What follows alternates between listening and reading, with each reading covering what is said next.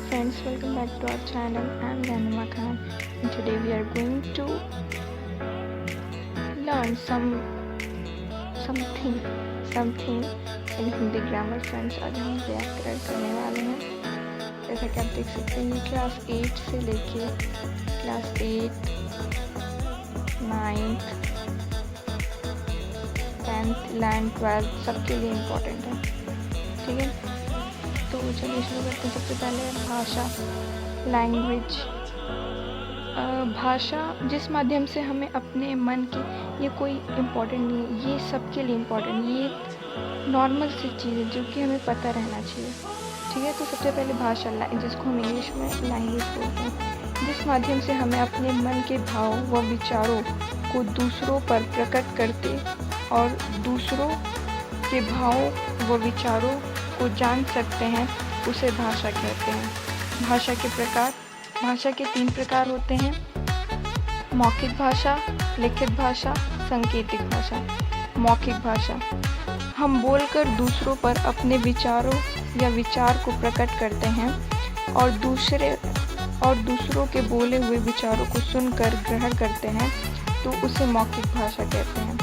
Next है लिखित भाषा, जब हम अपने विचारों को लिखकर दूसरों पर प्रकट करते हैं और दूसरों की लिखी हुई बातों को पढ़कर समझते हैं, वह लिखित भाषा कहलाती है। नेक्स्ट है सांकेतिक भाषा, जब कोई भी अपने भाव व विचारों को बिना बोले व लिखे केवल संकेतों से व्यक्त करता है, तो वह भाषा का सांकेतिक रूप कहलाता है। नेक्स्ट है शब्द, ये भी एक इम्पॉर्टेंट टॉपिक है, या इम्पॉर्टेंट टॉपिक या छोटे छोटे चीज़ें बताई गई हैं सब के बारे में, ये भी इम्पॉर्टेंट है। शब्द, वर्ड क्या होते हैं? वर्डों के मेल से बने स्वतंत्र सार्थक और वाक्य निर्माण में सार्थक ध्वनि समूह को शब्द कहते हैं। शब्द के 2 प्रकार होते हैं: सार्थक शब्द और निरर्थक शब्द। सार्थक शब्द क्या होते हैं? जिसका कोई अर्थ हो, जैसे मकान, जल, भोजन, वस्त्र आदि। निरर्थक शब्द क्या होते हैं? जिसका कोई अर्थ ना हो, जैसे वकान, वल, भोजन आदि। ये सब निरर्थक शब्द में आते हैं। नेक्स्ट है शब्द के भेद। शब्द के भेद, मैंने शब्द के भेद ही काट दिए। शब्द के भेद, बनावट के आधार पर शब्द के 3 भेद होते हैं। रूढ़ शब्द, वे शब्द जो किसी अन्य शब्दों के मेल से नहीं बनते हैं और जिनके कोई सार्थक टुकड़े नहीं किए जा सकते, वे रूढ़ शब्द कहलाते हैं, जैसे घर, पुस्तक, आज, कल, कब, क्या, देश, यहाँ, वहाँ आदि। नेक्स्ट है यौगिक शब्द। यौगिक शब्द वे सार्थक शब्द जो कोई सार्थक शब्दों के मेल से बनते हैं, उन्हें यौगिक शब्द कहते हैं। अर्थात यौगिक शब्दों के सार्थक खंड किए जा सकते हैं, जैसे विद्यालय, विद्याधन आलय, देवदूत, देवधन दूत, मृगराज, मृगधन राज। ये यौगिक शब्द हैं। नेक्स्ट है योग रूढ़ी। योग रूढ़ी शब्द क्या होते हैं? वे सार्थक शब्द जो यौगिक तो हैं, अर्थात 2 शब्द के मेल से तो बने हैं, परंतु उनका प्रयोग किसी निश्चित वस्तु के लिए स्थिर या रूढ़ हो जाता है, उन्हें यौगिक रूढ़ कहते हैं। जैसे चारपाई, एक शब्द निश्चित वस्तु के लिए रूढ़ हो चुका है, जबकि शाब्दिक दृष्टि से हर 4 पाँव वाले को चारपाई कहना चाहिए। उत्पत्ति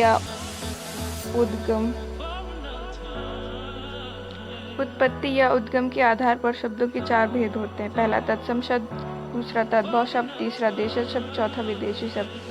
तत्सम शब्द का अर्थ होता है उसके समान, अर्थात संस्कृत के समान। संस्कृत के जो शब्द बिना किसी परिवर्तन के ज्यों के त्यों हिंदी में ले लिए गए हैं, उन्हें तत्सम शब्द कहते हैं, जैसे माता, पिता, पुत्र, यदि, सदा, लेकिन, परंतु, अग्नि, वायु, सूर्य आदि। नेक्स्ट है तद्भव शब्द। तद्भव का अर्थ है उससे उत्पन्न हुए, अर्थात संस्कृत से निकले हुए। जो शब्द संस्कृत से उत्पन्न होकर, बिगड़ कर या बदल कर हिंदी में प्रयुक्त होते हैं, उन्हें तद्भव शब्द कहते हैं, जैसे हाथ का हस्त, तुम का त्वम, काम का कर्म, दूध का दुग्ध, किशन का कृष्ण, आग का अग्नि, रात का रात्रि, खेत का क्षेत्र, सूरज का सूर्य आदि। नेक्स्ट है देशज शब्द। भारत में अनेक बोलियां बोली जाती हैं। स्थानीय बोलियों का प्रभाव हिंदी भाषा में पड़ना स्वाभाविक है। स्थानीय बोलियों या लोक भाषा से हिंदी में आए शब्दों को देशज शब्द कहते हैं, जैसे झाड़ू, झुग्गी, गाड़ी, पगड़ी, थैला, पेट, खिड़की, लोटा, जूता, पेड़ आदि।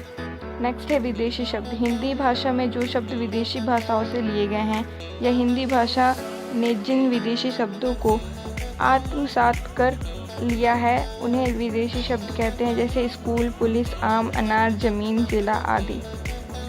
तत्सम और तद्भव शब्द। ग्राम, गांव, आम, इधर तत्सम शब्द है, तत्सम शब्द, तद्भव शब्द। ग्राम, गांव, आम्र, आम, कर्म, काम, पंच, पांच, हस्त, हाथ, सप्त, सात, दुग्ध, दूध, सत्य, सच, अघ, आज, अग्नि, आग, पुत्र, पूत, दंत, दांत, कर्ण, कान, अच्छी आंख, गृह, घर, दधी, दही, इच्छु, ईख, पत्र, पत्ता, विवाह, ब्याह, मस्तक, माथा, मुख, मुंह, वधु, दुल्हन, हस्ती, हाथी, रात्रि, रात, ज्येष्ठ, जेठ, क्षेत्र, खेत, नंग, नंगा, लोक, लोग। अर्थ की दृष्टि से शब्दों के निम्नलिखित 4 भेद किए गए हैं। पहला एकार्थी शब्द, अनेकार्थी शब्द, पर्यायवाची शब्द, विपरीतार्थक शब्द। नेक्स्ट है लिपि। मौखिक ध्वनियों को जिन चिन्हों द्वारा हम लिखकर प्रकट करते हैं उन्हें लिपि कहते हैं। अलग अलग भाषाओं की लिपि भी अलग अलग होती है, जैसे हिंदी संस्कृत की लिपि होती है देवनागरी लिपि, अंग्रेजी की रोमन लिपि, बंगाली की बंगला, उर्दू की फारसी लिपि, पंजाबी का गुरुमुखी। वर्ण। वर्ण उस मूल ध्वनि को कहते हैं जिसके खंड या टुकड़े नहीं किए जा सकते, जैसे अ, आ, क, च, अ इत्यादि। हलंत चिन्ह का मान अ उच्चारण होता है। नेक्स्ट है वर्णमाला। वर्णों के समूह को वर्णमाला कहते हैं। Friends, thank you so much for watching.